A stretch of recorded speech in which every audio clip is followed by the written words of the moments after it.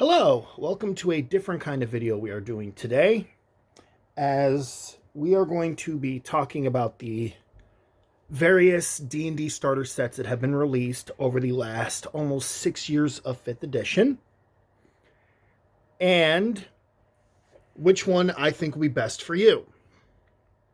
Now, I'm basing everything on 5 categories: price, rulebook, adventure that comes with the rulebook, dice, because that is an important factor, and extras. Now, I'm only including the stuff that comes in the box. I am not including anything that comes with, or that comes digitally, or D&D Beyond, or anything like that. So, we're going to start with the price of each of these starter sets. The original 5th edition starter set is $19.99. The Rick and Morty and the Stranger Things, or the Rick and Morty one, is $29.99, and the Stranger Things and Essentials kits are both $24.99. Now that alone, that's pretty good. You know, they're all relatively cheap. I mean, the Player's Handbook for D&D is $50, so you're getting a pretty good deal right off the bat. If you wanted to look at price by itself, you would probably want to go with the the base starter set, because it is the least expensive. So that would definitely be a point for the starter set over all the others. Next up, we are going to be looking at the rulebook. I do have all 4 of my starter sets sitting here in front of me, so this will actually be pretty easy. Here's the D&D starter set rulebook. It's pretty thin, as you can see. It includes all the necessary rules, like what is dice, and combat, and adventuring, spellcasting, and then there's an appendix in the back for the conditions. And it's all right here in this handy dandy book. You know, it's got what you need, plain and simple. It cannot be easier than that. The starter set rulebook for Stranger Things, same ordeal: how to play, combat, adventuring, spellcasting. In this one, though, they moved the magic items and the monsters to this book, which unfortunately gives a little bit more of an edge to the Fandelver book, or to the starter set book, because you really can't be letting the players look at this one, because they could just go straight to the monster stats and be like, oh, let me find the monster stats. Oh, so an evil mage has 22 hit points. You can't do that with this one. You know, you pretty much have to read everything off to your players unless you trust them a lot.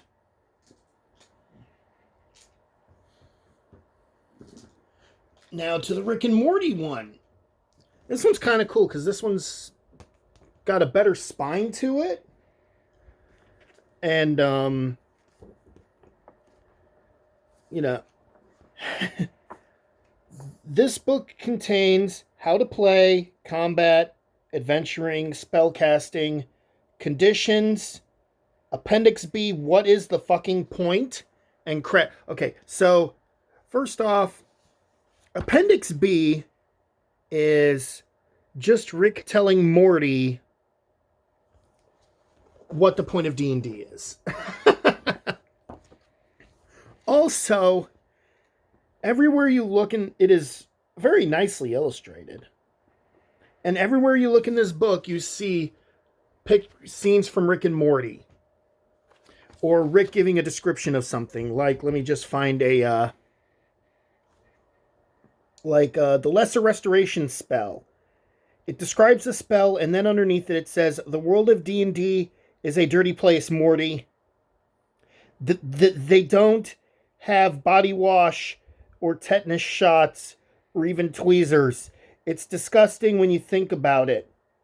They should just call the spell magic soap. So this one's kind of creative in that fashion. And then lastly is the Essentials Kit. The Essentials Kit rulebook. So the Essentials Kit rulebook has a lot in it.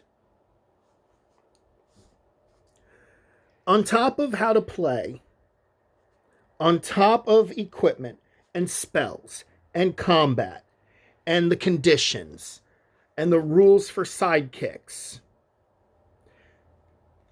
it actually has rules on building a character in it. This is essentially Player's Handbook Light. And it doesn't have monster stats in it.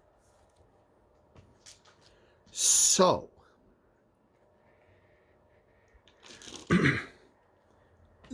while the starter set and the Rick and Morty book and the Essentials Kit book don't have monster stats in it, I'm giving this one to the Essentials Kit because it has character creation rules to it. Big plus in my opinion. Huge plus in my opinion. Massive plus in my opinion. I cannot say any more than that. Now, next up is the adventure. Here we have the Lost Mines of Fendelver. This comes out of the starter set.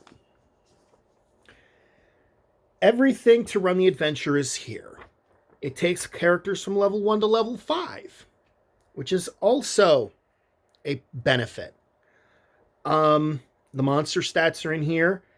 You can kind of take whatever route you want in parts of the adventure, like how you want to tackle Thistle Tree or the dungeons or whatever. But for the most part, this adventure is pretty linear. The Stranger Things adventure is tiny. Like, we're talking small. I do give it props for the fact that everything is written literally looking like it's handwritten. I give it props for that. However, it's a very short adventure, which I kind of don't like. And that kind of takes some points off for me. At least in my opinion. Again, too, with the fact that the monster stats are in the rule book and not in this, it also takes away from being able to just, oh, there's the Demogorgon. There's the stats for it. It doesn't, in my opinion, that takes away from that portion. All right. Hi. Hello. We had a little bit of a technical issue. I dropped something and it scattered halfway across my bedroom. All right. The adventure that comes in the Rick and Morty starter set is called the Lost Dungeon of Rickedness, Big Rick Energy. It's a cute dungeon. I'm going to give it props to that. They didn't rickify any of the monsters in the back of it. So you've got Nothics and owlbears as they should look. The one qualm that I have with this adventure is you rescue Rick, who is essentially the Mary Sue of his own adventure. It even says in here, he flings fireballs willy-nilly. Doesn't matter what spell level it is, he just shoots them. So you rescue him, and then he essentially becomes the party. So it makes everything else completely obsolete, which is not fair to the players of this adventure, in my opinion. But what do I know? Now, the Dragon of Icespire Peak adventure is kind of interesting because you can effectively tackle this adventure however you want. There are three quests that you automatically get at the start. You got to tackle 2 of them, and then 3 more quests open up. You tackle 2 of them, and then 3 more quests open up, and you tackle 2 of them. Or you can tackle all 3, it doesn't matter. And essentially this whole thing is actually written in alphabetical order. Even so it makes it easier for you to find what you're looking for. The monsters are written in the back. It even has alternate ways of dealing with stuff. So it's a little creative take on a mod. I will admit, a little creative take on a mod, and it's a cool take on a mod. So, but at the same time, it could get a little confusing too. Especially with new players, because it's like, you're not exactly sure what you should be doing. So, with the fact that the Stranger Things one's kind of short, the Rick and Morty one is very too Mary Sue focused, and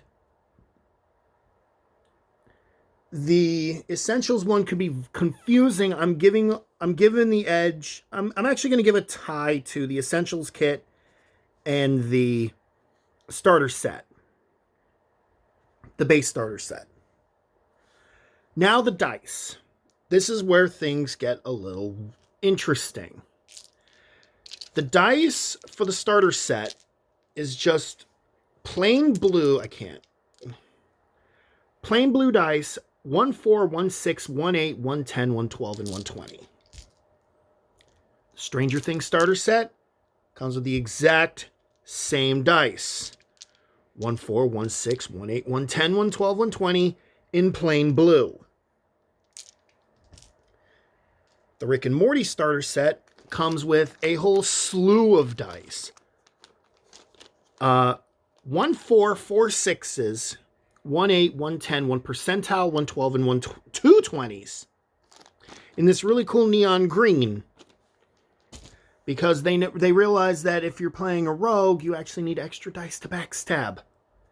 Also, if you're playing a rogue, you need dice for advantage. And the Essentials kit comes with these pretty red dice. Also, percentiles, 4 6s, and 2 20s. Can't really. There. So, the Essentials kit and the Rick and Morty kit both come with more dice. Again, neither of them really have an edge. It's just really a matter of taste. Do you prefer neon yellow with green numbers, or do you prefer red with white numbers? Really, there's no... you could go either way there, and you will be completely happy, in my opinion. Now comes the piece de resistance. What on top of everything that I have said comes with these?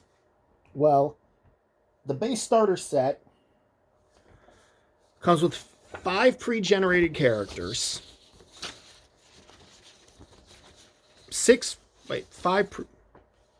Oh, these are photocopies. I forgot that I photocopied some of these character sheets. It comes with 5 pre-generated characters and a blank character sheet to make your own character. The problem is that if you're just using the D&D Starter Set, this is completely worthless, as there's no rules to make a character in the starter set. You at least have to download the basic rules. But since I'm basing this entirely on what comes in the starter set, that character sheet is completely useless. Stranger Things comes with, and I've shown this off before, but I'm going to show them again, the 2 Demogorgon minis. And also 5 pre-generated characters, which is really cool. And in the case of this one, it's some of them are for classes that aren't even in the basic rules, because you got a paladin, you got a ranger, you do have a wizard, you do have a cleric, and you have a bard. So 3 of the classes aren't even in the basic rules. So in a way, this makes it pretty cool. You get some different classes and you get a couple minis. Rick and Morty actually comes with a DM screen. A pretty well designed and colorful DM screen, as well as a bunch of pre-gen characters. 5 of them to be exact. You got a fighter, you got a wizard, you got a rogue, you got a cleric, and you got a second fighter. So again, basic rules, but also the character sheets are in color, so you've got a full color picture of the characters in the bottom right hand corner. And the character sheets themselves are green, which is kind of cool. That's the extra stuff with Rick and Morty. With the Essentials kit, you get a lot. You have a blank sheet for making characters. You have pre-generated characters. No. You do not have pre-generated characters with the Essentials kit at all. You have 6 blank character sheets. You have no pre-generated characters. You have a DM screen, which comes with some basic information as well. You get a map of the Sword Coast. A whole map of the Sword Coast. And on the opposite side, you get a map of Phandalin. Boom. Just straight up a map of Phandalin. You get quest cards. These are magic item cards. You get magic item cards. You get a bunch of magic item cards. More magic item cards. You get more. You get 4 sheets of magic item cards, apparently. You get sidekick cards. You get condition cards. You get more condition cards. You get combat cards. You get initiative cards. There's the quest cards. And you even get a little box to put it all in.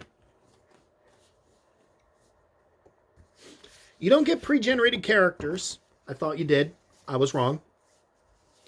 But you have full character sheets. And since the rulebook has rules on how to make characters, that makes it even better. Unlike the original starter set, which comes with 1 blank character sheet but no rules on making characters. So as far as goodies go there, I give the edge to the Essentials kit again. So which one would I recommend? Even though it's a little more expensive, by $5, you get significantly more with this than you do with any of the other starter sets. Again, it's a preference of taste. Which one would you prefer? But, if you're a fan of Rick and Morty, pick up the Rick and Morty starter set. I'm not going to stop you. I am not the D&D police. But in my opinion, I would get this one over any of the others, just from the sheer volume of things you get. Tell me what you think, though, in the comments below. And until next time, take care. Peace.